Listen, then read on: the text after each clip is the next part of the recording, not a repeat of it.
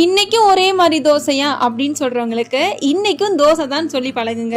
அடுத்த முறை நீங்க தோசை செய்யும் போது இந்த மாதிரி ஒரு நாள் ட்ரை பண்ணி பாருங்க. ரொம்ப ஹெல்த்தியான பிரேக்ஃபாஸ்ட் இது.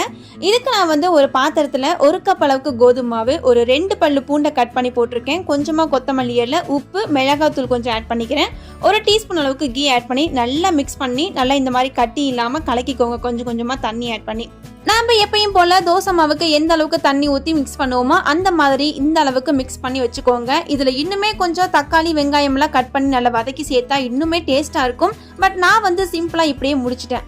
இப்போ நம்ம எப்பயும் போல தோசைக்கல்லில் எண்ணெய் ஊற்றி இந்த மாதிரி போட்டு எடுத்தா ரொம்ப ரொம்ப கிறிஸ்பியாக ரொம்ப டேஸ்ட்டாக இருக்கும். பார்க்கறதுக்கு ரொம்ப சிம்பிளாக இருக்குது, ஆனால் சாப்பிட்டு பாருங்க, ரொம்பவே ஹெல்த்தியான ஒரு பிரேக்ஃபாஸ்ட் இது. இந்த தோசைக்கு நமக்கு சட்னி கூட தேவையில்லை, அப்படியே சாப்பிட்டாலுமே ரொம்ப டேஸ்ட்டாக இருக்கும். வீட்டில் இந்த மாதிரி பிரேக்ஃபாஸ்ட்லாம் செஞ்சு கொடுங்க, குழந்தைங்கலாம் நல்லாவே சாப்பிடுவாங்க. இந்த மாதிரி ரெகுலர் வீடியோஸ்க்கு மறக்காம சப்ஸ்கிரைப் பண்ணி சப்போர்ட் பண்ணுங்க.